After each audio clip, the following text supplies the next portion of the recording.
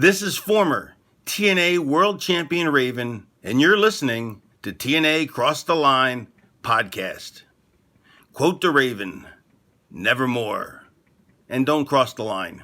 Or do cross the line. I'm not really sure if you're supposed to, you're not supposed to. I don't know. Whatever. You get it. TNA Wrestling. Cross the Line.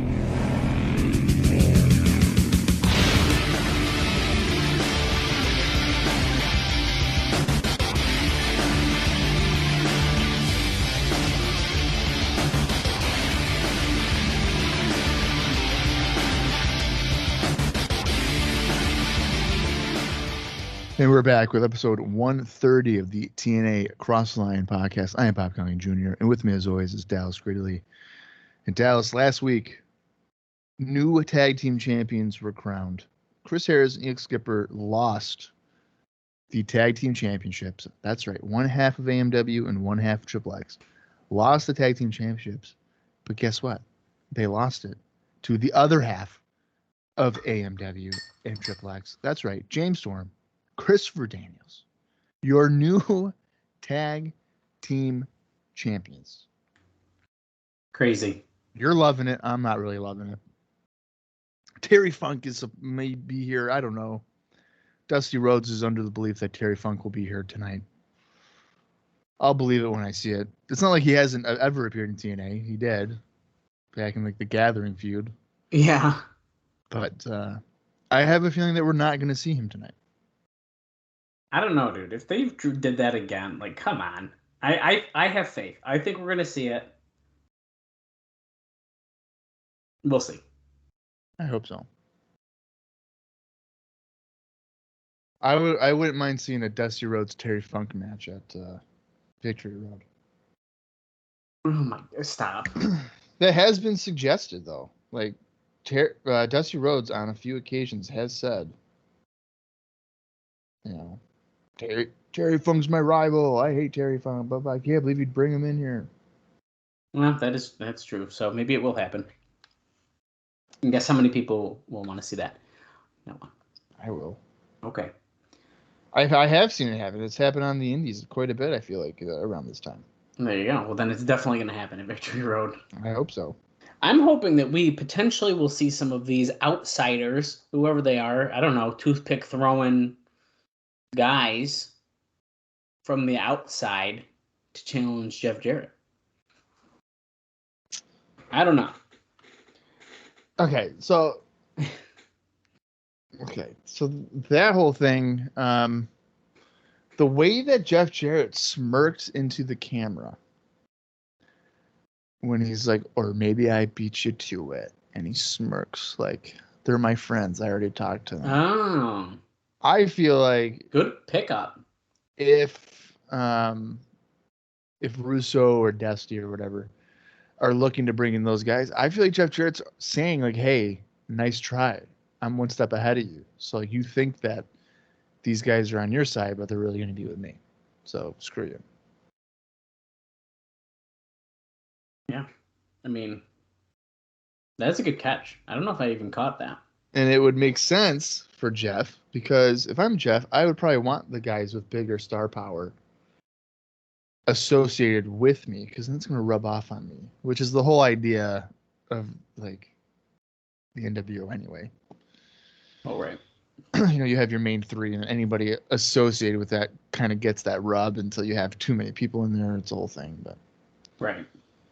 And then and Sean Waltman too, I guess, is rumored to be coming in as well. So. Yeah. Well, I got more rumored under another rumored person for you today. Do you think another one?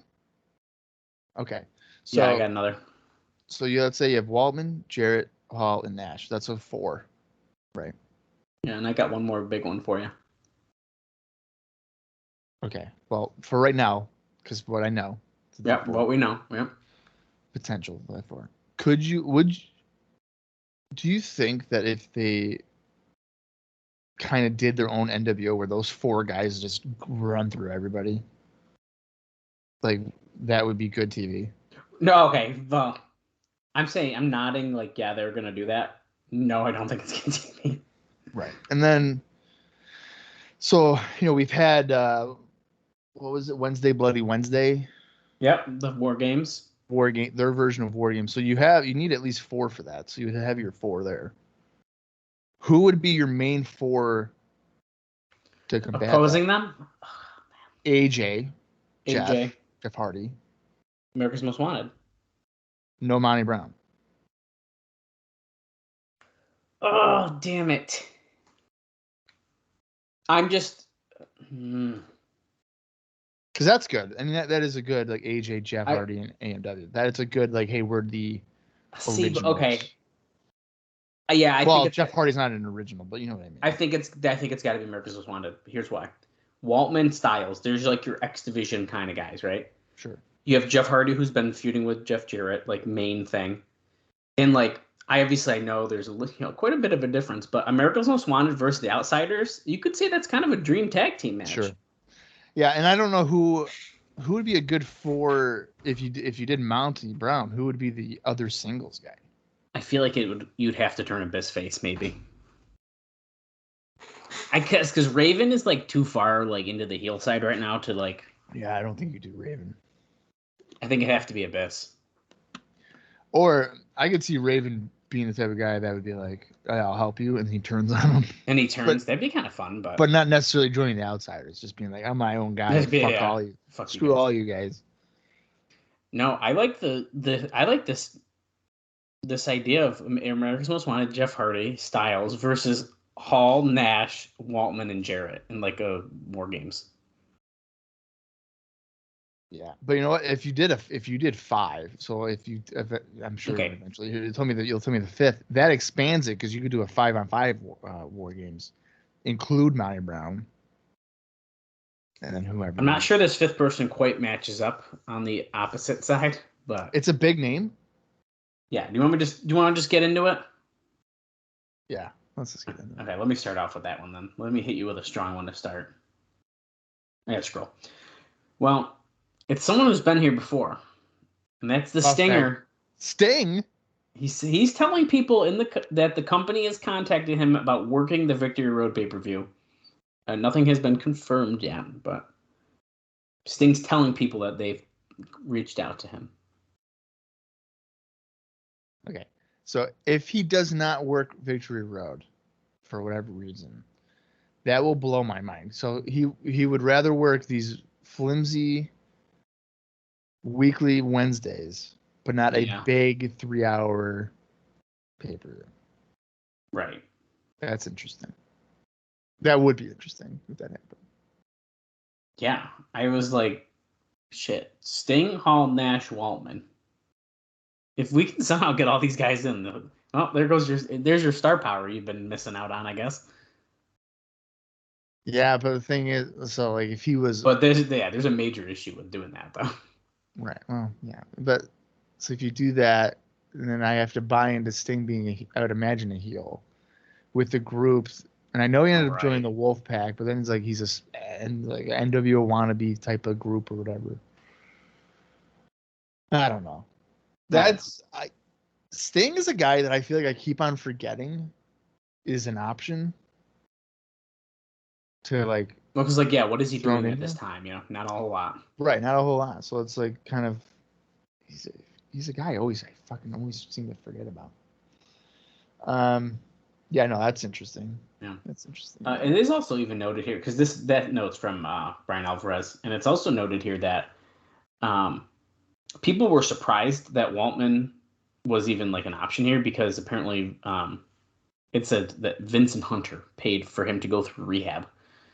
So they think it's kind of if they helped him out, then why would he essentially go to this other company? But guess what? If one doesn't want to use you, then that's probably why. You don't owe. Number one, that's a corporate thing where they're offering rehab. That's not like a friend offering. That's like anybody can go to them. Hey, can I go to rehab? And they're like, we'll cover it. So you can't really have like a blind loyalty to that because they're not going to end up giving you a job. Like get out of here. Right. Yeah, no, it's kind of weird, but I don't know. The Sting thing is interesting. I'm curious to see how many of these guys actually show up. Speaking of things showing up, apparently Dixie Carter is telling people that she's pregnant. So there's them. There's no, I don't know why that's like such a random note in here, but I figure I might as well tell you guys that Dixie Carter is pregnant. Does she have kids? Yeah, she does. I'm pretty sure. Okay. I think she's had a few of them. Wow. Okay. I feel like I didn't know that. Yeah. Okay, so we kind of jumped the gun talking about some of this more fun stuff, but I got a few notes about last week's show and the taping in general, and I think there's a few other things scattered around in these notes here. Some pretty fun stuff, though. I'm really looking forward to this. And, Bob, I'm hoping by this point, by the time this episode drops, October 1st, you guys know where to find us on Saturdays. That's right. October 1st. I'm hoping we had something else special drop by now. If not, then something really bad happened. And we'll mention that down the line. But I'm hoping it happened by now. So there's your tease once again. Yeah. Okay, so let's just dive into a bunch of this stuff about the show, which I guess we always run down the card quick, so why don't we do that first here? We saw Petey Williams defeat Jarrell Clark in 7 minutes and 7 seconds. 3 Live Crew's Conan and Ron Killings defeated Marcus Dillon and Mike Hannigan in 2 minutes 36 seconds. Abyss defeated Frankie Capone in 53 seconds. And as Bob noted, Christopher Daniels and James Storm, they defeated the tag team champions, Chris Harris and Primetime, in 10 minutes and 13 seconds. And that was a title change. Pretty big news. So where do we start here? There's so much notes about the last show, which is kind of unusual. But at the September 21st tapings, of course, it aired on the 24th. Right? That's my date. 24th, yep. Mm-hmm. So we were starting our Tuesday tapings, by the way. Keep that in mind going forward. So if I say a date that sounds a little bit weird, it's probably that Tuesday before. Okay. So at the 21st tapings, they teased that the pay-per-view main would be Jarrett and Brown, as they had the confrontation. However, on Explosion on September 25th, they taped an angle where Brown said that he was the top contender, followed by Raven, Abyss, and Hardy all arguing and fighting. So it looks like they are potentially doing a 4-way program for the title shot. So that aired on Explosion. That was on Explosion? The argument was on Explosion. What the fuck? Yeah. Okay, that's great. Yeah. So as far as that tag team title switch here, so that happened, of course. The idea, so Dave notes that he believes that Daniels actually came up with the idea where him and Storm would end up being partners against the other half of the teams that obviously won the belts on September 8th. Others said that Storm was showing... Oh, here we go. Dave Meltzer says that others said that Storm was showing the boo-boo face when he saw how the storyline had evolved with his team temporarily broken up. Chris Harris said in an interview he didn't want to feud with Storm because he felt like it wasn't the time for that. And, well, he's right. As over the past many years, they've broken up nearly every tag team before people were tired of them. And the grudge matches between partners, and since teams weren't established enough, meant nothing. Right. That's true. Yeah. And the thing too is like they teased it. They teased it like less than a year after they formed. Yeah. With the whole sex storyline, like Yeah. Harris was like, "What's the big deal? We're just hanging out with my friends. Right? Yeah, we're just having a beer. Wearing a sex shirt." Yeah, where did say was it Harris or Storm? It was Harris, right? Yeah, it was Harris. And Storm was like, "What the fuck?"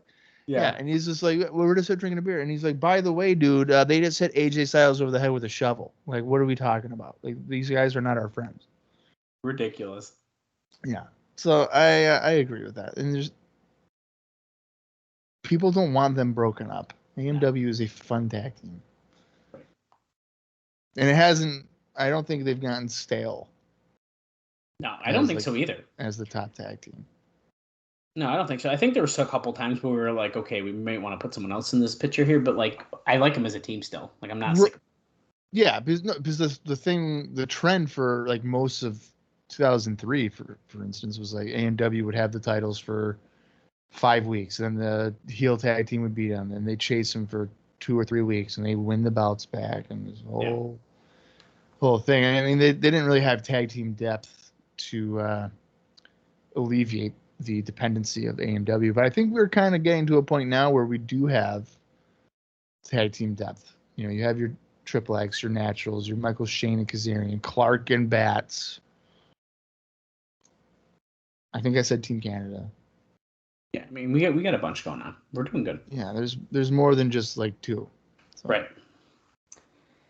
So with all that excitement that happened, of course, there was some bad news that happened at the Orlando taping. 450 people being there. Well, Dave notes that the Orlando taping, there was no hurricane threat, and they'd taken a week off, and the first Tuesday night date after the school year started. And that is why all of those factors, why we drew 450 people. They moved everyone to the bleachers right in front of the camera, so it looked fine for TV, of course. But it's a sad state of affairs when you aren't filling the stands for an amusement park free show. So he's kind of pooping all over that. But, this is what it is. What can you do? Yeah. There was no location finalized for the pay-per-view as of our last word here. And we know we dropped Las Vegas, but now Chicago has been thrown into the running. Chicago. For Victory Road. Not bad, right? Yeah, that doesn't surprise me. Right. It's a big market. Yeah. Internally, people are talking about the new TV time slots as being something that will happen, but not right away. For the present time, two things are being talked about. Are trying to get a midnight Friday night replay time slot for Impact, as well as negotiating for a 2-hour primetime special with a Halloween theme. Now, the working idea, if it can get approved, would be doing a tie-in with the Best Damn Sports Show, period, and it would be used as a Clash of the Champions type show to shoot the major angles for the pay-per-view. I think this is a cool idea. That's not a bad idea at all. I think it's a really cool idea. I'm going to save that note for 1 second. I got one that's going to shock you. So I'm going to finish off with that one. So we're going to hold on that. So there's definitely the idea to increase the star power starting on November 7th with Hall, Nash, Waltman, and even Piper scheduled. And they're going to attempt to bring in Sting as well. Because of that type of negotiating, that may lead to being late in putting together matches. So we might not hear a lot of matches too much before the show, which is kind of not a great idea, I feel like. But and you also, speaking of Sean Waltman, this was in the TNA section. That's why I'm saying it. Him and Chyna are back together, and this is around the time where apparently she is trying to peddle her sex tape to a known distributor, but thus has gotten no offers. That's embarrassing. Well, you gotta do what you gotta do. To try to pitch your sex tape and people are like, nah. Yeah, get no offers. We're good. Probably asking for a lot. I mean, yeah, I'm sure. You're not going to ask for like $5,000. You're probably wanting 6 figures for that. At least. The IWA TNA deal seems to have been finalized. Jarrett and Savio Vega did most of the talking. Dutch Mantel was the big problem in the finalization, as Vega and Victor Quenos, I'm going to say Quenos, didn't want Mantel involved, to the point that Vega wouldn't even allow Mantel into the talks.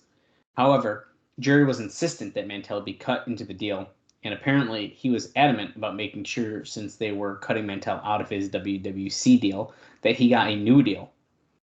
IWA was resistant, but ultimately the agreement was that Mantel would get paid for occasional trips in and helping book, but he'd only be used when Jeff was brought in. Conan, Michael Shane, and Hot Stuff Hernandez will be sent to IWA from October 14th to October 17th, including the Lubriel Stadium show with the Ray Gonzalez vs. Apollo main event. We will be sending some TNA guys to IWA here. Did you say Hernandez was going?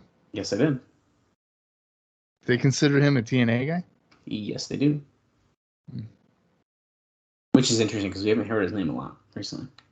Well, that's why I'm like just kind of confused. Right. There's another note describing what happened in the main event, but we kind of already talked about that. There's lots of teases of using the chair. Then, of course, it got slipped away, got the super kick, blah, blah, blah. We kind of know what happened. Everyone started arguing. One off, they are really confused. We don't really need to read the note. We kind of already discussed what happened. Okay, so you want to hear some bad news, Bob? Well, not the crazy bad news, but other bad news. Sure. Well, while they pushed on TV that Terry Funk would be debuting on the September 28th fuck. to feud with Dusty Rhodes, and they had been calling Funk, Dave he believes that Terry Funk was going on vacation to Germany. So instead, it's being said that Harley Race will be brought in instead. Now, sometime back, Funk and Raven wanted to do a program, but it fell on deaf ears. We talk about that. And they pushed the idea of Race, Funk, and Zbyszko as the championship committee. But Zbyszko is the only one that we've used at all since they made that announcement. Mm-hmm. So we may, in fact, not see Terry Funk. We may see Harley Race. We'll see. We'll see very soon. Surprise me, man. I know. Crazy, right? Okay, I got a few more things here. All of the talent is being asked to arrive on Monday to Orlando, even though the TV isn't until Tuesday. This past week, Jeff Hardy was the only one who did not come a day early. Also, Johnny Fairplay was not there, and the feeling was negative toward him being on the pay-per-view. So, of course, we are still internally not enjoying Johnny Fairplay.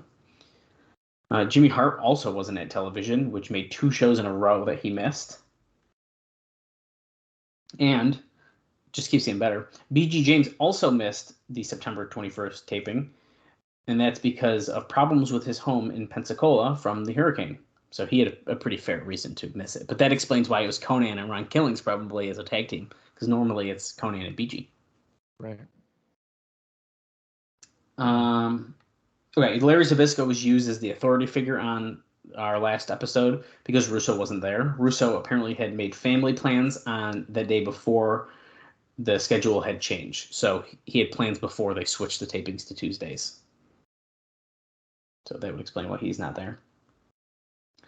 I got 2 more, and then I got my heavy hitter for you, Bob. There had been no talk of late regarding either Spanky or Jim Mitchell. Mitchell's contract expired this past week, and he is now officially a free agent. And then also kind of talking about Spanky. The WWE run must have done a number on him when it comes to the business, as he went from a guy who drove nonstop once from Cincinnati to Los Angeles to win a junior title at the last minute when a guy's schedule to win pulled out, and a guy who was working his ass off on the indie show to a guy who seems to lost interest in doing much of anything outside of 0-1. The story is he was the one who lost interest in TNA, even though he lives near Atlanta, and it's only 1 day a week right now, and would somewhat keep his name alive in the U.S. He's done virtually no indie dates either. One of the issues with TNA and the 0-1 guys is that 0-1 doesn't contact guys about dates until the last minute, as compared to All Japan, New Japan, and Noah, where guys know their schedule usually far enough ahead of time that booking plans can be made. Now, Low-Key switching to Noah should have made things easier, but he wasn't willing to sign a TNA contract. So that's kind of what's been going on with him. But that would explain why we heard that they shot like vignettes and videos with Kendrick, and we have not seen any because apparently he's not interested in as much anymore. Well, that's so Spanky is going to become like a urban legend. Like he was going to work here, and then just never going to happen. Yeah, basically. And I don't know, honestly, if a guy like Spanky is even worth the headache of trying to figure out how to get him in there. That's what it kind of seems like, right? You know what I mean? Like he's not going to move your needle. Like, give me a break. Right. I mean, that's a fair point. So, but yeah. Well, what a shame. Jim Mitchell thing is pretty surprising to me, but I guess we'll see when that gets figured out, hopefully, because I like him. Yeah, that'll definitely get figured out. Jerry Jarrett, who has never appeared on TV for TNA, was already on TV for Burt Prentice's group, which got the Explosion time slot in Nashville. I thought we saw Jerry once. We've never seen Jerry Jarrett on screen, I don't think. I thought we did. Oh, you know what? We saw a pre-taped interview. So yes, so we did see that. Yes. Okay. So I guess technically he did appear. Yeah. No. Well, Well, he's been on this other thing now already here, and it's brand new. So they talked about them bringing wrestling back to the fairgrounds on October 2nd. Dave says that it was funny because they were knocking TNA. Prentice emphasized that this is old school rock'em sock'em wrestling, and they weren't giving tickets away for free. Jarrett pushed his book, and then they showed him a trailer of the Sting movie, since Prentice has a small role in it and is in the trailer. It's like funny shit, man. My favorite part is like we're bringing it back to the fairgrounds, trying to like pull some of those guys back. But the fact that they're like we're not giving them away for free is also kind of interesting. Mm-hmm. Well, here's the thing: they're bringing back to the fairgrounds. It's been less than a month since it's been gone. I know they probably barely missed them. Give me a break. Okay, I got one final note, Bob. You guys want to see Chris Vaughn? Well, if you're at USA Championship, you can. Dude, Rick that's Santel? Oh my god, we're probably never gonna see those guys again. Never. Oh my god. They're done. They're done. Well, there's a couple other guys we might not be seeing. Oh no. Okay. This is just full of bad news. Go ahead. This one's really bad. This is my final note. Okay. I read this, I couldn't believe it. So Andy Douglas and Johnny Devine both ended up in the hospital after being stabbed in an early morning of September 26th in a nightclub fight. Holy shit. What? People are getting stabbed. They're getting stabbed. Oh, okay, so we got some details about it though. The two were leaving the Mix Factory nightclub in Nashville and got into a fight with several people.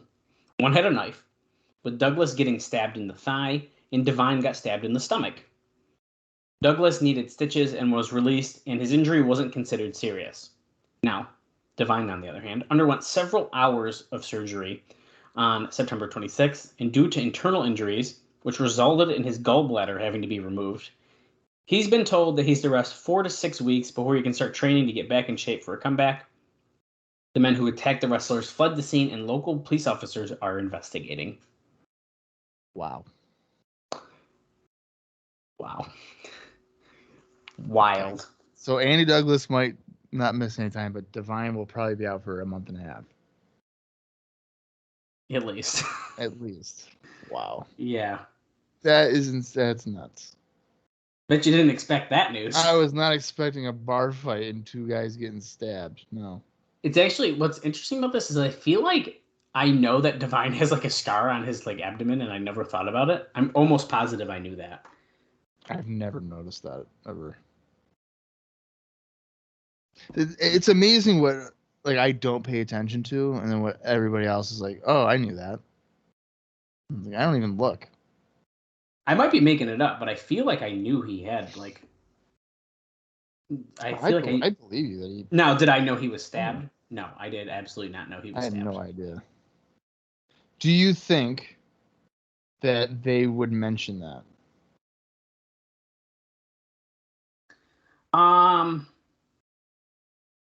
Oh, you can definitely see a scar. Okay, so I'm not nuts then, right? No, it looks like it's a break right above his belly button. Oh yeah. So. Yeah, well, that's what that's from. Because you ever wondered? Yeah, I don't know. I feel like we're gonna have to. Devine is almost. I mean, he's seen so often. I almost feel like you might have to. Douglas, if you don't need to mention it, if it's like okay enough, you might be okay. I guess that even into the future, because like if there's ever a point in time where you want to do something different with Devine, you could be like, I got stabbed at a Nashville club and survived it. Yeah, you definitely could. Yeah, so. Oh, there's only one way to find out, and that's to keep watching. But I do have an absolutely loaded explosion card to talk about before we dive into this show. But there was one other dark match that actually took place first, and I'm pulling that up right now. So give me 1 second. The dark match that took place was Poison defeating Tracy. Now you might be wondering who the fuck is Poison. It is actually ODB. Oh, okay. So ODB defeated Tracy in a dark match before the show. And then let me pull up the explosion. So this was September 20. Well, Yeah, September 28th. And then it aired on October 2nd, 2004, and it featured the following matches. There's a ton of matches on this Explosion card. I don't even know how they fit all this into an hour. This is like the biggest one ever. So, well, we heard the rumors. Johnny B. Bad and Russ Rollins did, in fact, wrestle, and they defeated Bruce and Rod Steele. Is that on Explosion or a dark match? That's Explosion. This is Explosion now. I am very surprised that was on Explosion. What the hell, man? There's even more stuff. I'm getting pissed. I'm getting mad. Yeah, we'll get ready. We've got main event angles that are advancing on Explosion with confrontations that we aren't seeing. Johnny B. Bad is making an in-ring return for the first time since, like, I don't fucking know, 1999. I'm just glad that there's no way that we can watch this. Yet. Well, here, I'm going to look, too. So you're saying, it almost looks like... Unless he was with the XWF, but I don't think he was he? Yep. Yeah. XWF. Before then, it was like 99, right? 98. 98. In ring. So, yeah, he wrestled... His last match before this was February 22nd and 23rd. He lost to Buff Bagwell. He wrestled in 2001 for the XWF as well. Very few matches. Defeating Norman Smiley, losing to Kurt Hennig, defeating Mr. Jones, and then teaming with Vampiro to defeat Buff Bagwell and Kurt Hennig. And then, yeah, before that, 98, where his last match, we'll just go off that one, December 6th, 98, where Christian and Sable defeated him and Jacqueline. He even lost to Dwayne Gill. November 30th. Shit. Holy shit. That's funny. Yeah. So, yeah, this was his very first match since that. Pretty crazy. Well, you know what? At least he made it to 3 years in the WWE. 96 through 98. There you go. Okay, moving on. Team Canada's Bobby Roode and Petey Williams defeated D-Ray 3000 and Shark Boy.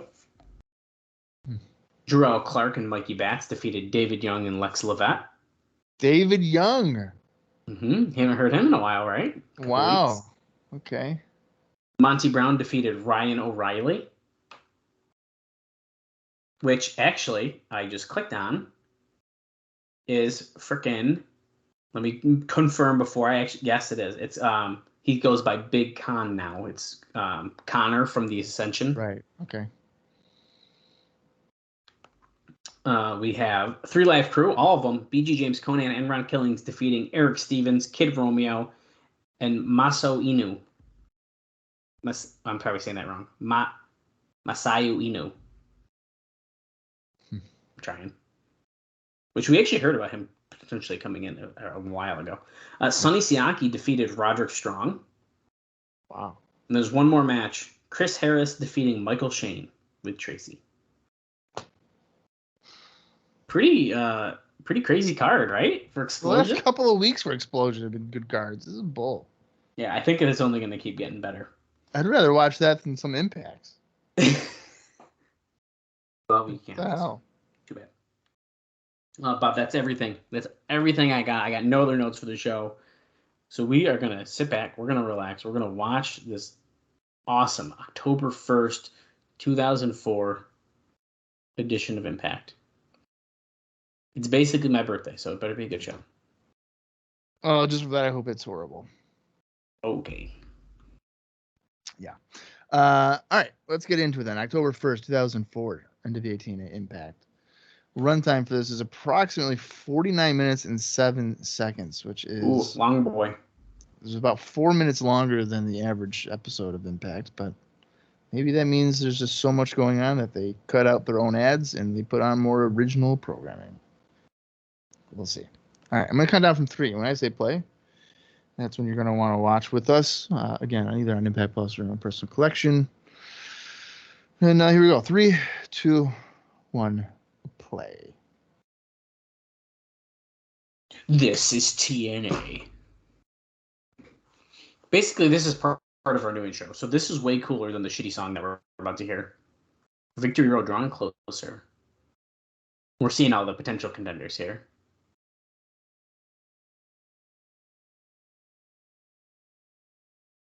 Oh, here we go. An outsider. They're zooming on the eyes, dude.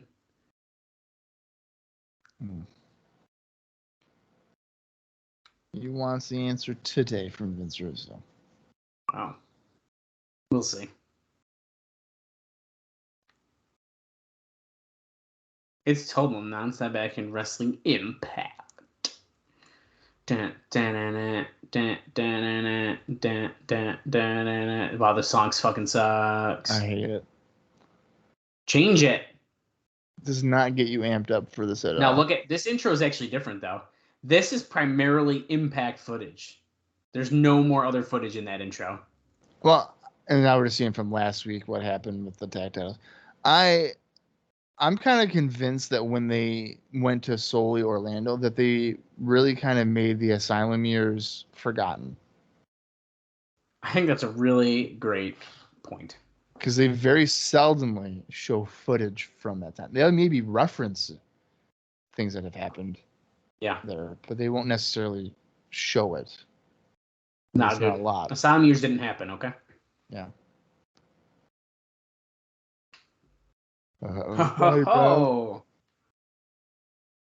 In Pie Face, he's pissed, of course. Monty, leave now.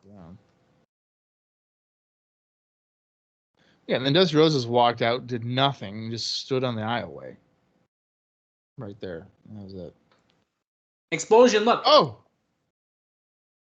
They were in the ring arguing.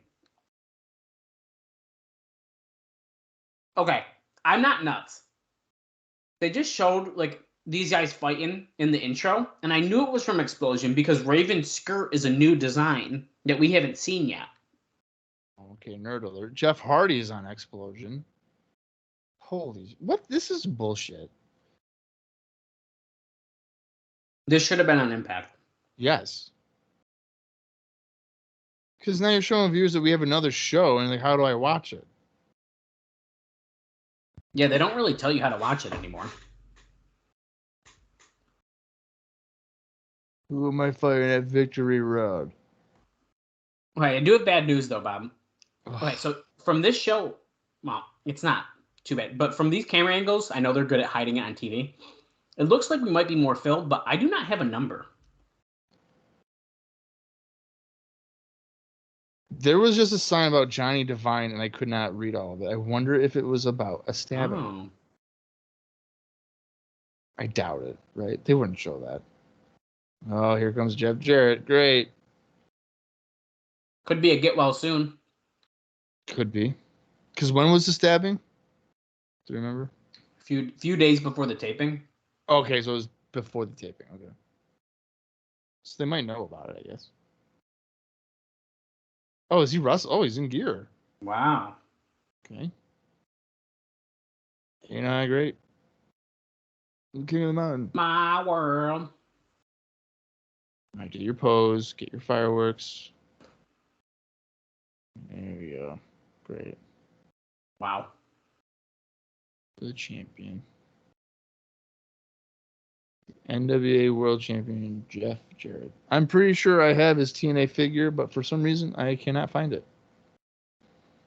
Yeah, you definitely do have the Jarrett one. With the guitar, right? Yeah. I wasn't losing my mind. I definitely have it somewhere.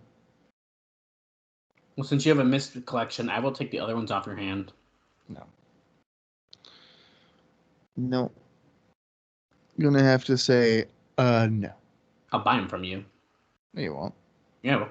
Yeah, you'll lowball me. Like, oh, this is worth $200. I'll give you $5. I can tell you right now, the figures you have are not worth $200. I know that. Brian Gamble, dude. I've been waiting for this debut. Brian Gamble, also known as Blade in Texas Outlaw 2. What the When fuck? he wrestled Outlaw 2 from where? I don't know. He wrestled in the WWF in 2001 on Jacked, where he lost to Perry Saturn. He has also wrestled on Explosion in 2003, losing to Elite Skipper Sanjay Dutt and Shane Douglas on separate occasions. Wow. All right. Well, I can't find that name out anywhere. At least his work is impressive enough to be here on Impact. Okay, he was one of the Texas Outlaws in WWC. Really? Him and Todd Dean. Wow. I can't believe you'd say that none of my figures are worth $200. No, none of the TNA ones. Oh. Specifically. You do have other ones that I do think are worth more than that. Yeah. Holy shit, way over the top. Also, I want you to know that Mike Tenay let us know if this match goes over 10 minutes, there are people standing by in case they need to break the tie. Could you imagine Brian Gamble in his debut is like, I just went 10 minutes with I'm your Victory Road opponent. I'm the outsider. Okay, we are way more packed in the building. Yes, we are. You can just tell even on this side we are. Yeah. Yep. And they're not necessarily high. You can see other people on the side. Yeah. So, yeah, they're definitely way fuller. Oh, going for a spin kick, but Jarrett ducked it. Gets kicked in the gut. Look at Gamble getting offense in on the NWA champion. A couple chops. Going for a kick again, but Jarrett ducks again. Clothesline. Crowd's into this, dude. Yeah, they are. I'm telling you, Brian Gamble is going to go 10 minutes, and then he's going to grab the microphone. He's like, Jeff, do you remember me? I'm the Texas Outlaw number 2. And I'm going to see you every 3 rounds. Oh, no. The stroke. Oh, no. Well, there goes my storyline. 1, 2. Literally 2 minutes on the dot, he beat him. All right, well, there goes my creative idea for Brian Gamble to get NWA World Title match on November 7th. My world. That person had Jeff Jarrett signed, but ran out of red marker to fill out his whole name. He's not leaving the impact zone until they tell him who his opponent is. Hey, Vince, was that your outsider, Brian Gamble from World Wrestling Council? Damn you, Jackie Fargo. Why is he going to the Spanish announcers table? Was it Hector Garza? Russo, Director of Authority. Look at the giant crane camera. I love it. That should be the next question on the My World podcast. Hey, why do you point with 2 fingers and not 1? Is it double foot? Oh, if he breaks the table sitting on that chair, I want an answer right now, today. Break the table. Damn it. That table is an industrial steel table. There's no doubt about it. I'm a 3rd-generation wrestler. I got all day here to talk about it, and we have a commercial for Victory Road. I'm sure we'll see this 3 more times during the next 40 minutes. Yeah, I mean, we're definitely going to see it at the end again. At least you're advertising for it, man. Well, yeah, of course, you have to. Toby Keith. Maybe Toby Keith is going to be the opponent. Toby Keith is the outsider. Jeff, I was there for your first show. I'm going to be here for your first 3-hour pay-per-view. I'm going to suplex your ass. And I'm going to win that NWA title. So I'm Toby Keith, country's #1 music star. I'm the country music star that you never were. Jeff Jarrett, and he'd be like, you son of a bitch, I can't believe you'd say that. The country superstar you never were. I'll see you at Victory Road. What? There's not an Ultimate X match. I know. I was just about to say, are they like teasing that there might be? Honestly, that might not be a bad idea though. They might be, dude. Because they haven't announced that.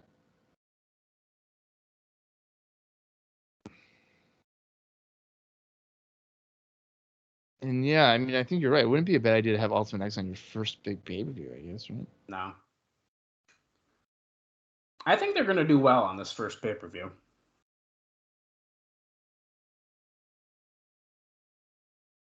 Yeah, I don't know.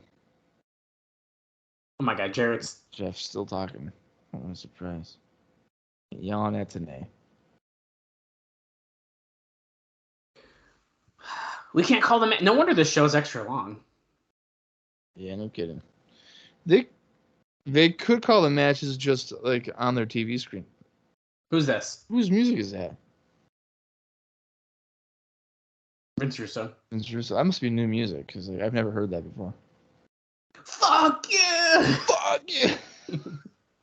It was like a stutter too. I was like, fuck you! Yeah. And it was like the Tracy week Brooks. after. It was like the same week that he was like, I'm born again. And his music is fuck you. Yeah, that was so funny.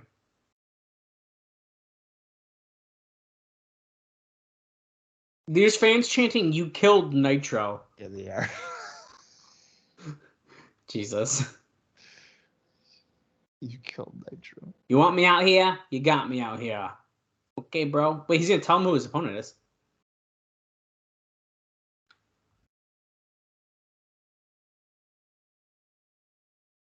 I spoke to the same outsiders you spoke to. Yeah. They just didn't cut it. Sounds like they didn't get those deals done, Bob. Sure doesn't sound it. I talked to Vincent. I talked to Scotty Norton. And I talked to Stevie Ray. And they just didn't cut it. Wait. Abyss, Monty Brown, Jeff Hardy. Wait, what about Raven? He said Raven. Oh, he did? Okay. Oh, there's a mini tournament. Oh. I didn't expect this. Yeah, he said Raven, Monty Brown, Abyss, and Jeff Hardy. In a mini tournament. Okay. I don't hate that as much as since it's mini, probably. But why don't just do a 4-way match? Well, you probably got to fill TV time. Wow. And those are strong matches for Impact. No, they are. Well, depending on what the matches are, how they matched up. I would imagine they would do Raven and Abyss and Monty Brown and Jeff Hardy, right? Or would you do Raven and Jeff and Monty and Abyss? Yeah, I think I'd do it that way. Yeah. Oh, wait. Styles is out here. He's mad. Vince, what about me? I'm AJ Styles. Why ain't I in this mini tournament? And Vince is going to be like, you said you wanted Petey Williams. Well, I don't want Petey Williams. I'll take the world title. Come on. I got questions of my own, Vince. AJ, don't you dare ask him.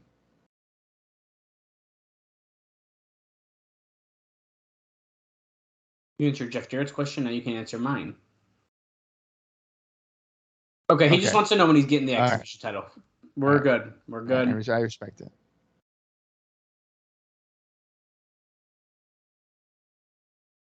Oh, you're going to have a shot, but this time it won't be that easy. 6-man match tonight. And you will be a part of it, AJ. The winner of that match will get Petey Williams. Wait. You have to earn it this time. There'll be no more handouts. I like how AJ's like, I don't take no handout. But he did take handouts before. Because remember, they were heels. Oh, Team Canada music. Who's this? Are we going into 3 straight talking segments? I love it. Scott D'Amore. With Bobby Roode and Eric Young. Not Giant Divine because he was stabbed.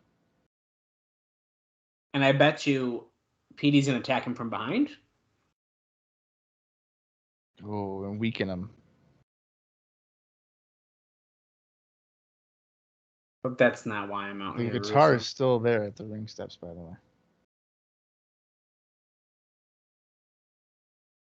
USA. USA.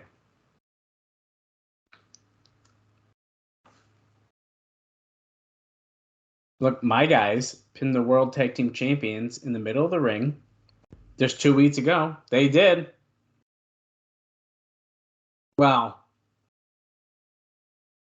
it was 3 weeks ago, technically, right? Yeah, like 2 weeks ago. I think time in like Canadian Standard Time is different. Oh. I'm thinking about moving to Canada. Why would you do that? Everything is better there. Oh. That's not true. What's worse? Their baseball teams?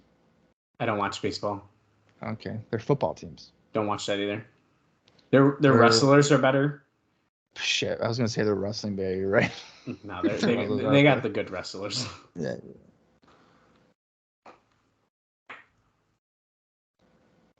Their food is worse.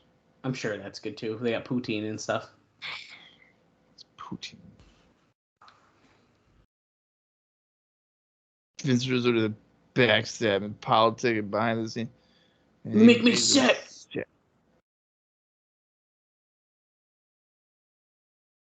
AJ tackles him before he can say ass because we're on Fox Sports Net and we're not going to be able to do that.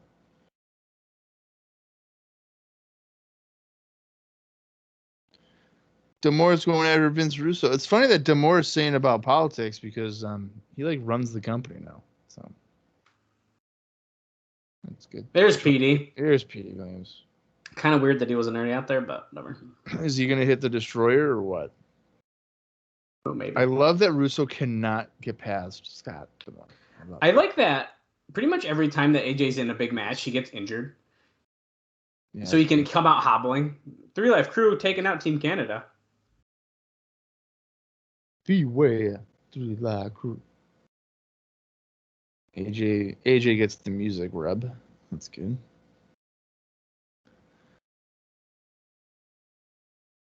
Four-man tournament starts next week.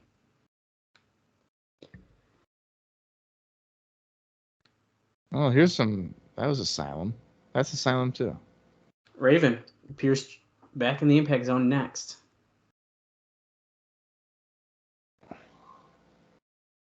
AJ Styles' little promo here. Petey, you've been won.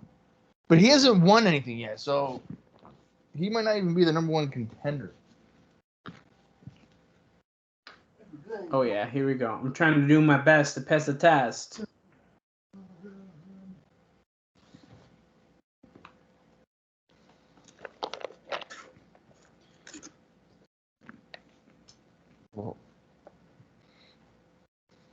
Forearm. Yeah, posing. Hurricane Rana, that was nice. On the best for a table. Oh my god, dude. Do you remember Joe Legend? Yeah, Joe Legend. Yeah, I do. I liked him. He's friendly on Twitter. Yes, he is. A great friend of the show. Do you think we'll ever see him in TNA again? Mm-mm. I'd like to.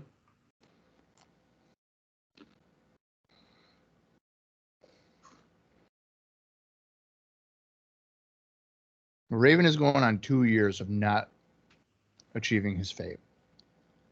I don't want to talk about that, dude.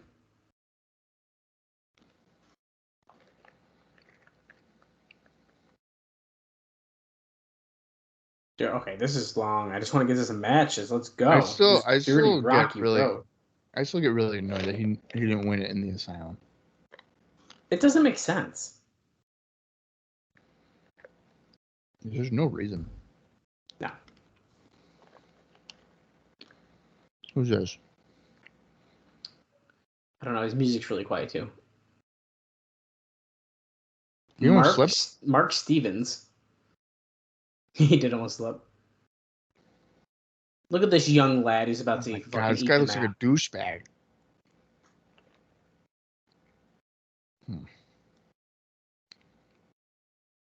Monty Brown. Wow, Jesus. Raven really setting. So I was wrong on any of my combinations here. So it's going to be Raven and Monty Brown and Abyss and Hardy. Abyss and Hardy might be really good. Those are 2 matches I don't think we've seen. So no, we have not. That's got to make. Finals got to be Monty Brown a babyface, right? I mean, enough. That's got to lead us to Hardy and Monty Brown anyway, right? That's probably. I mean, that's the only match that like they both have any kind of interaction. That's what I mean. It's almost like too obvious. Raven stomping a mud hole and Mark Stevens.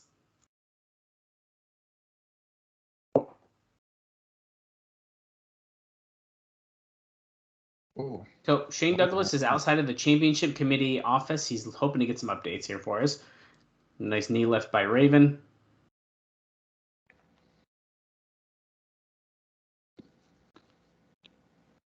Oh, going for that Raven effect. Boom. Boom. Drop. That's pretty quick. 1, 1, 2, 2, 3. I think you hear me knocking. I think I'm coming in. That's right. Raven wins. Possession is 9 times of the law. Dude, Raven looks like a psycho. He really does. This is a good look. Yeah. Way better than it's looked like a few months ago. Look, he looks fucking nuts. Yeah, it looks good.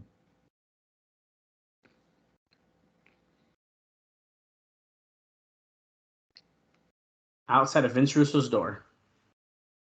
Closed door meeting. I love that this dude got a yellow Impact shirt that has franchise written on it, so he can wear his yellow still. That's smart. I like how the slab of Director of Authorities is over another nameplate. Yeah.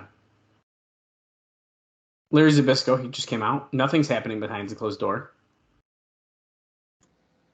Does the audio on this show just suck or what? I keep turning it up, but I can It's barely low. hear. Yeah, it's low. Okay.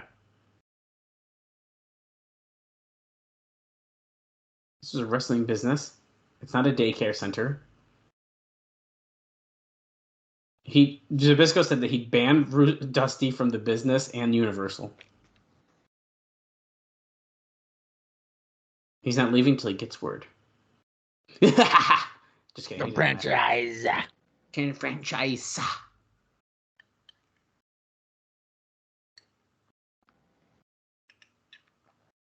Well, we got another video package.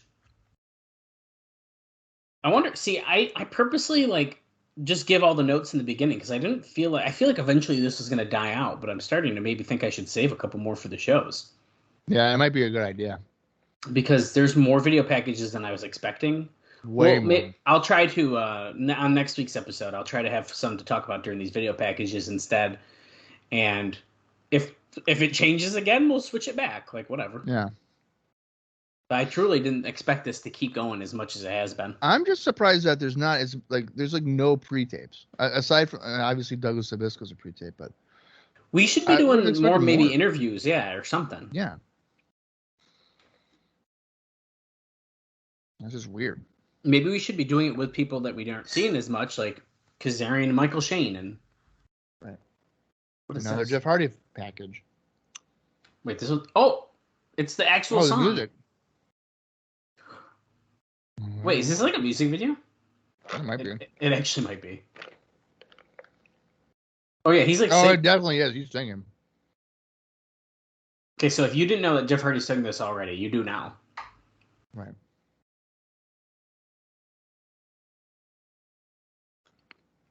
This is a really great music video of him just sitting in the weird club thing. I'm telling you. In a club. Yeah. I feel like that's the same area of that guy that was going to come in but never did. Oh, shit. The club. Oh, shit. Right?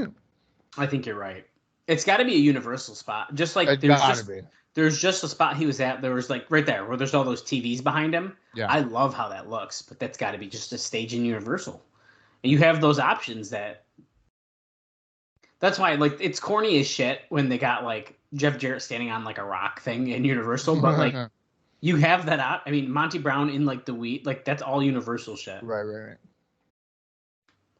Who is this? Luther Jackson making his Impact debut. My favorite thing are sometimes some of these like enhancement talent that we see making their debuts here. Ah, fuck, it's a best. What's your time on this one, Bob? I'm gonna say 45 seconds. Yeah, I was thinking something around that. So, Abyss worked WWC on September 25th and 26th. To the 25th, he had 2 matches. He was in a tournament for the WWC Universal Heavyweight Title Tournament, where he defeated Jim Steele. And if that's the WCW jumping Jim Steele, I'm going to lose my mind. But he beat him in a quarterfinal, only to then lose to Huracan Castillo in a semifinal, both of that on the 25th. And then the next day, he teamed up with Rico Suave to defeat Angel Rodriguez, and Eric Alexander. Wow. Is this freaking Jumpin' Jim? Or Jungle Jim? It is Jungle Jim. Wow. Oh my The more God. you know. Luther That's Jackson crazy. getting the chop. Nope, one chop. Wow. See, I'm so glad Abyss is off of the storyline now, though, with the Goldilocks and everything, because, like, I already feel, like, better that he's, like, going to be just this monster that he should be. Yeah, he does not need that vulnerability of a woman, like a woman's love. Big splash in the corner. Good night, Luther Jackson. Get up, get here that shock treatment, that black hole slam, and let's call this shit a day. Here we go. Up. Oh man. And boom. Good night. Shock treatment. But he's not done with just the shock treatment. Luther, just stay down. Don't do it. Oh, gee. And Bye. good night. 1, 2, 3. Didn't even hook the leg. He was like, I know I won. Wow. Oh, yeah.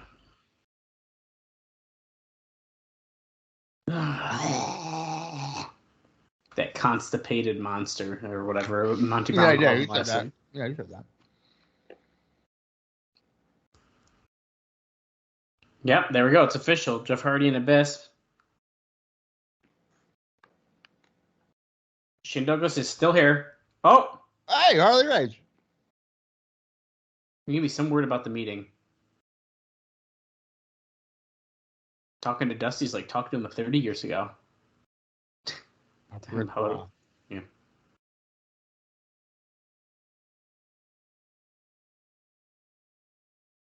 We're going to have to convene at a different point in time. Nothing's been resolved. It's been a waste of time. We're going to have to reconvene and get this issue settled.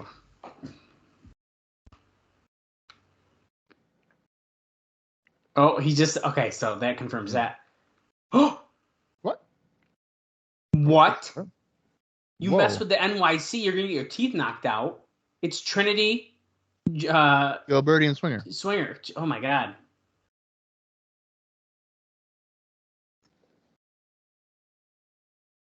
Dude, yes! Bring back the NYC.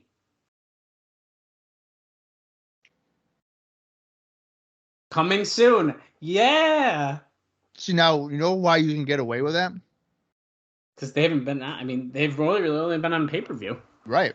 Like, that audience, I guarantee most of the audience wouldn't even fucking know. That's awesome. And that's how you get away with it. Wow, I never thought I'd be excited to see Gilberti again, but I like them. They're not a I'm bad excited team. about Swinger. Well, Swinger. Swinger. I like Trinity, too, a lot. Yeah. And that's actually crazy to think about, that Trinity really hasn't been on Impact at all. A while. Yeah. Oh. The Naturals. Look at that wrap on the leg of Andy Douglas. Oh, shit.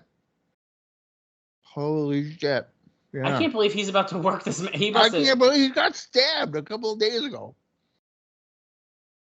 He does have a little bit of a limp, which, I mean, when you've been stabbed, that's probably going to happen. Wow. That's insane. Oh, yeah, they're just going to fight Daniels and James Storm. No big deal. It's not even an enhancement match. No.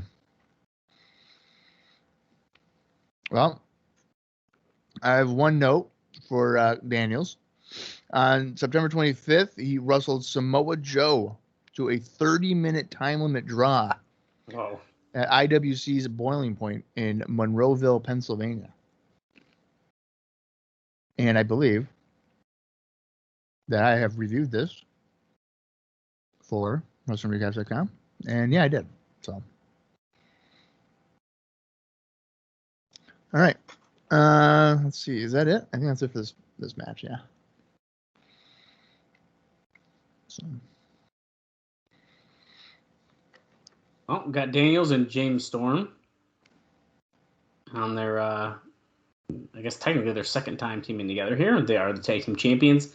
They're fighting the former champions, the Naturals, one of which, just got stabbed 2 days before this taping. Right. You want to know what I would do here, Dallas? What's that? Who do you think I'm having going over?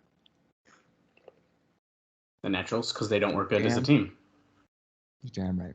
The Naturals are a team. Storm and Daniels are not. I think the only reason it kind of works a little bit more, though, is because they're both from tag team. So they are tag team wrestlers. They just happen to be... But not together.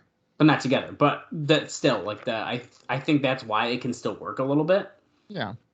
It's not like it's like, oh, it's Jeff Hardy and Abyss. They're our tag champs. Right. It's like, no, that doesn't really do it for me. But I would have, as a bulldog here by Storm to Stevens, I would have them do a miscommunication. Obviously, that's like protocol.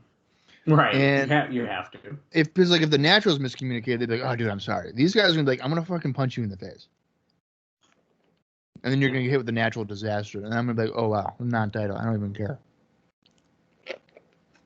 Something like that. Because his knee left Daniels from the apron.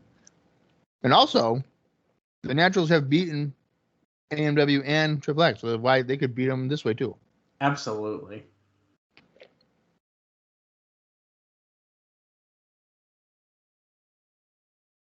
Well, Douglas quickly tagged out to Stevens, who got pulled back in. Heel kick.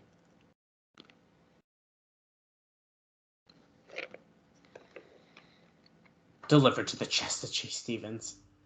Storm gets tagged in. We're not going to see much of Douglas, I would have to assume. Oh, yeah, dude. Yeah. There's no way. Getting stabbed in the thigh like that. I can't believe that dude's even out here. I'm legit surprised. I would not have known he got stabbed. I would have thought he injured himself on the Indies or something. Right. But that's why our behind the scenes news and notes is such a fun aspect of our show. Yeah. I had literally no idea. Who else is watching the October 1st, 2004 edition of Impact and letting you know that he just got stabbed before this match happened? A couple days before. And he's working the show. That is unreal. Split like moonsault by Daniels. Come on. Two. Nope. Steven kicks out.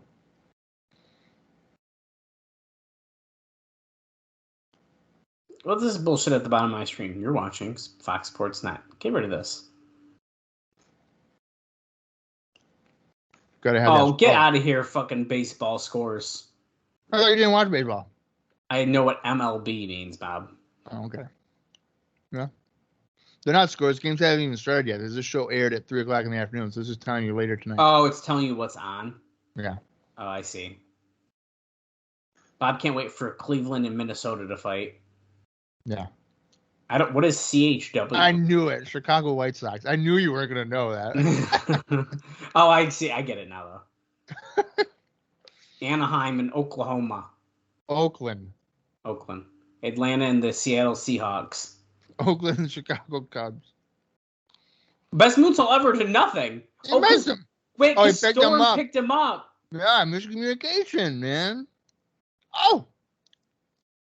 Oh! And he pinned Daniels. The Naturals will win. I told you. Miscommunication. Because they don't team together, so he doesn't know he's doing that. I love it. Well, they did that before when Team Canada beat Harris. I'm telling you. 4-way tag match at fucking Victory Road. These two guys, Skipper and Harris against the Naturals against Team Canada. Bucket. I think you have to. Who's this? Here's prime time. Yeah.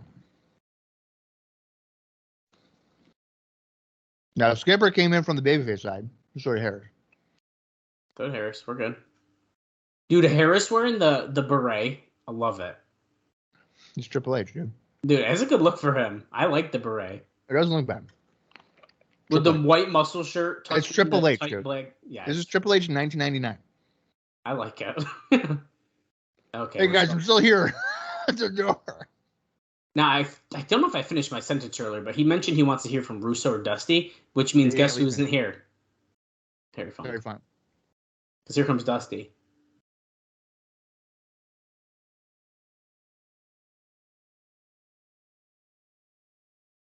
We got a failure to communicate in here.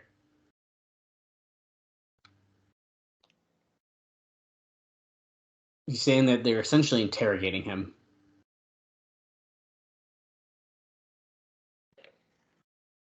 Jeff Hardy was needed here. I brought him here. He needed a title shot. I got him one.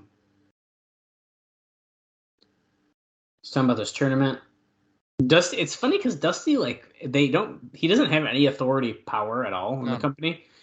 He's not on the committee. He's not the director of authority like Vince Russo.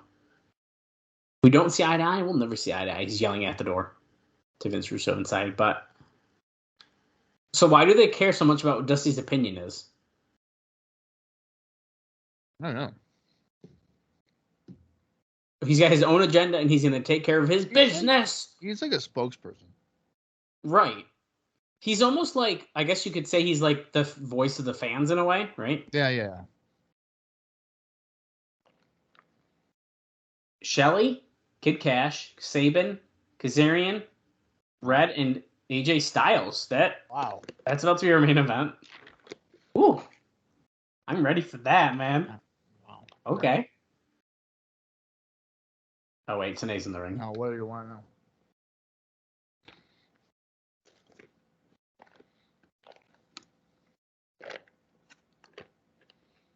Okay. Tanae wants our attention. Hold on. Announcement. Beginning of a new era. It's first ever Sunday pay-per-view. First ever 3-hour pay-per-view. Victory Road, November 7th. Entire Victory Road weekend. More details the weeks to come.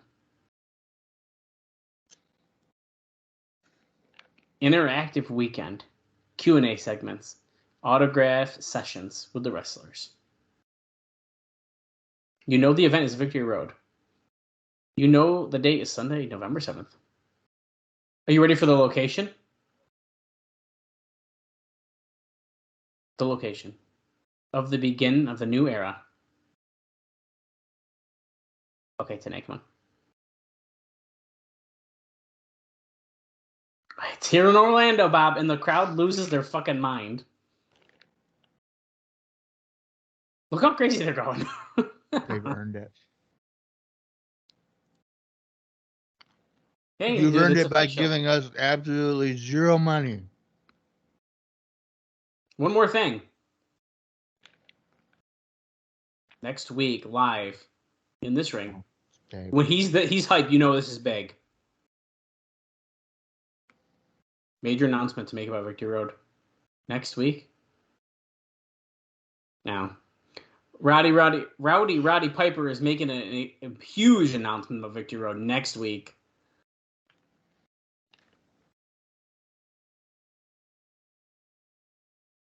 Well, I feel Bob like anytime loves Piper's been in TNA, it's not ever really been good. There's been some really rough moments with Piper here in TNA. No. We haven't had any time checks, I don't think. We're at 38 minutes, 38 seconds. Yeah. And it looks That's like an understatement, though. Where's Dallas? Yeah, what the heck? Wait, I'm right here. Oh, wait. No. So funny. Kid Kash, not wearing long tights. He switches very often. He's got his big jacket on, though. Trying to grab fan signs. He's getting in the faces. Amazing Red.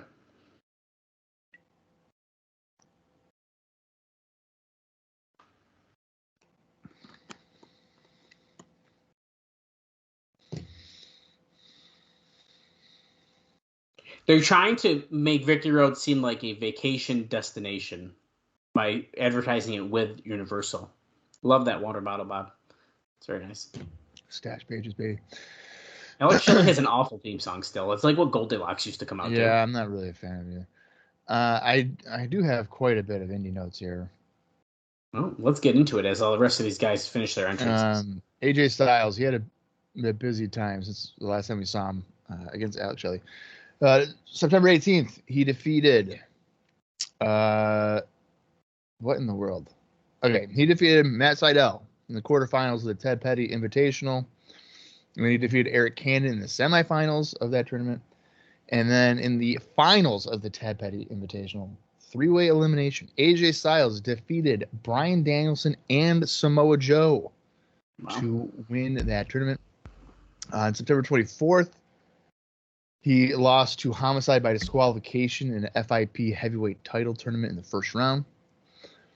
And then on September 25th, AJ Styles retained the MPW Universal Championship when he defeated Mason Quinn at MPW Invitational 2004 Night 1 in Maple Grove, Minnesota. All right, Alex Shelley also had quite a bit going on. At this Night 2 of the IWA Mid-South Ted Petty Invitational Night 2, 7-way elimination, September 18th, BJ Whitmore defeated Alex Shelley, Austin Aries, Chris Sabin, Claudio Castagnoli, Jimmy Rave, and Todd Sexton. Wow. Alex Shelley won the BCW Can-Am Television Championship when he defeated Chris Sabin on September 19th. And then on September 25th, Petey Williams defeated Alex Shelley at IWC's Boiling Point in Monroeville, Pennsylvania. Chris Sabin is another guy. So he was in that 7-way I just mentioned, and he lost to Alex Shelley. That's great. IWC Boiling Point, Chris Sabin retained the IWC Super Indie Championship when he defeated Jimmy Jacobs. Frankie Kazarian, who just did a pump kick there to Alex Shelley. He lost to Elix Skipper on September 25th at the NWA PWX/NWA East 10th Anniversary Show in McKeesport, Pennsylvania. All right, Kid Kash. I'm out of breath. Kid Kash lost the WWC Junior Heavyweight Championship to Alex Montalvo at WWC's Phase 3 Night 1 in Carolina, Puerto Rico. And then on the next night, September 26th, he wrestled Chris Joel to a 15-minute time limit draw. And our last guy, Amazing Red. You already mentioned that JAPW show, which was stopped. That was stopped after almost 11 minutes. On September 25th, the Spanish announce team, which is Joel and Jose Maximo, defeated Amazing Red and Trent Acid at Pro Wrestling Unplugged's Jam Session number 1 in Berwyn, Pennsylvania. And that is it. Wow. Quite a bit. We're at a commercial break now with a highlight package. Been a lot of fast action. It's essentially like a 4 corners match, it looked like, but they're just going all over the place. Well, there's 6 guys. Well, 4 corners is like 2 in the ring, and then 4 on the corners. That's what I meant. Yeah, I bet. Although, I mean, there's literally no format. They're just going nuts. Yeah, they're just going. It almost looks as if maybe it was like the lucha style rules, where if someone gets thrown over the top or out of the ring, then someone else can just jump in. I like those rules. I think it's been so wild. It's hard to tell what's going on. But Kazarian and Brett are in here now. Shelley breaking it up.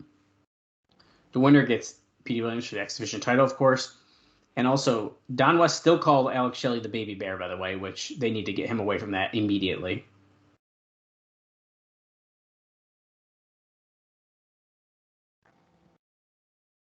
I'm surprised they're not even going to make note that Goldilocks isn't around anymore.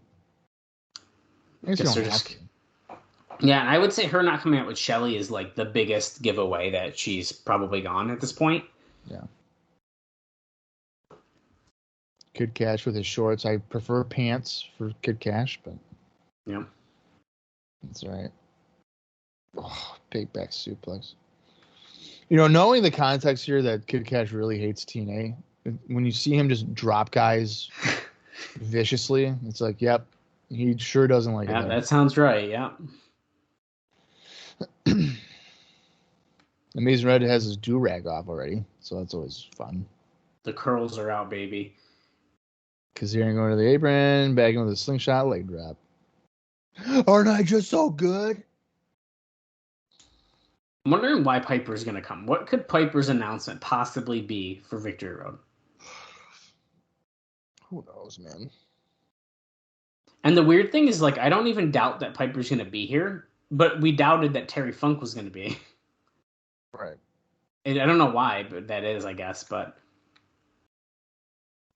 I just want to point out here that literally that Fox, the Fox box, as they call it, the time remaining in the show is like synced up to exactly that amount of time. Oh, wow. Yeah, we're at 45 minutes, 16 seconds, 17, 18.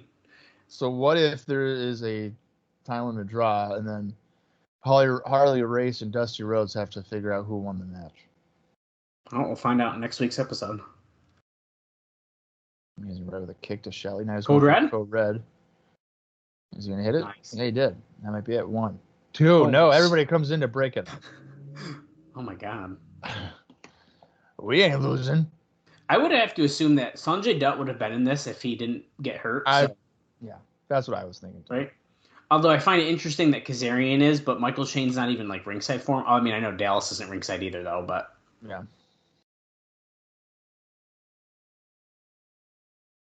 Sabin and Kazarian here. Heel kick by Kazarian. Chris Sabin, friend of the show.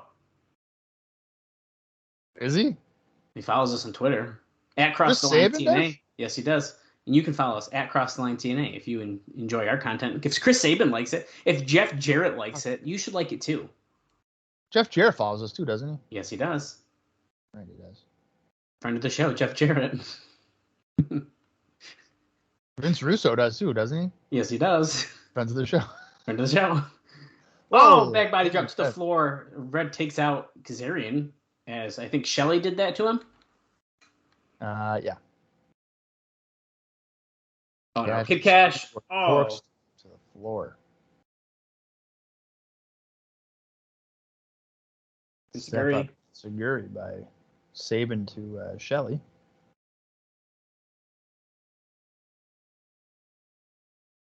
Don West saying that he always thought that Sabin would win this. Oh, springboards off Shelley's back, off the ropes onto Kazarian.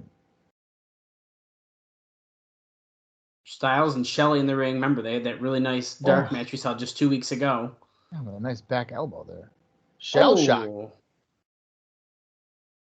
I think that's called a shell shock. You might be right. It's a 2 count though. Styles Hurricane Rana. Oh, rolls through. Rolls through. Oh. Rolls back through. Kick of the clash. It hits the Styles Clash. Only a minute 28 left in the match. And he wins. What a surprise. AJ Styles, the man that said, I'm coming for you, Petey Williams, just happens to win a 6-way with a #1 contendership now to go after Petey Williams. That was a fun match. That was good. Major. Oh, my God. Today's going to lose his voice. Oh, God. Look at this. Oh, my God. What's Roddy Piper doing in the impact zone? Yeah, baby. Wait, what's this? Dusty Rhodes talking? Oh, I think it's just like a general video thing, is it? No, before it's all over. I will have my way, and I got plans. 1 title shot in 2 years. You can't keep running, Raven says. That's not even true. Welcome to the Terradome. Next week, Raven. This is Monty Brown. The Pounds! He's had more than 1 title shot in 3 years. Singles match, though. I think it's only 1. He didn't have a one-on-one with Styles? Well, he's talking about Jarrett. Just Jarrett? I think he's strictly speaking Jarrett. Okay. And we're ending with that new face of professional wrestling thing. Bob, what did you think of this episode of Impact? Well, I told you, since Terry Funk didn't show up, last week gets a thumbs down now, and this one is. I'm not changing it. It's too late. I think this was a really good show. I really like this one. It got me hyped for next week with this mini tournament. I think the little bit extra talking segments actually kind of helped us here.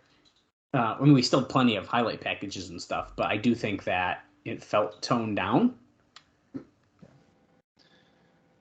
No, I mean, I would say it's a good show.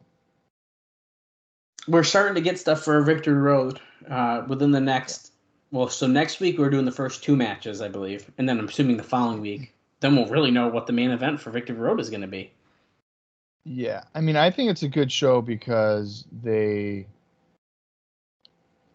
like, you know, they're promoting things for, like, weeks ahead. Or at least a week That's ahead. what Yeah. So that's always good. The action was good. I really don't know how I feel about Piper coming in. I don't think I care enough about that. But no, I think it was a good show. I like it, man. I'm here for it. I'm excited for Victory Road. I'm going to keep saying that every single week until it's Victory Road.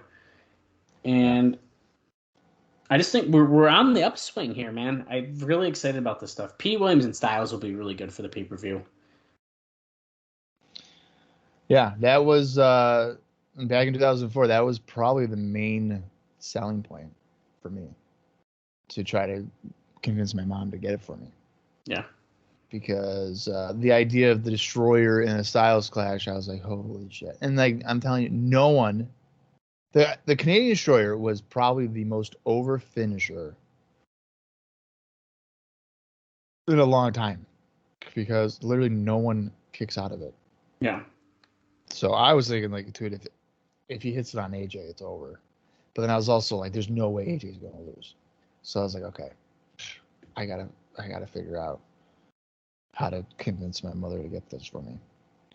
So, and when we get to Victory Road, I'll go more in depth about my rationale as a 15-year-old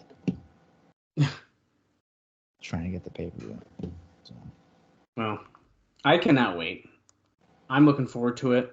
And next week's going to be a lot of fun with those 2 first-round matches. They're on the same show? I thought they were. I might have misheard. Wow.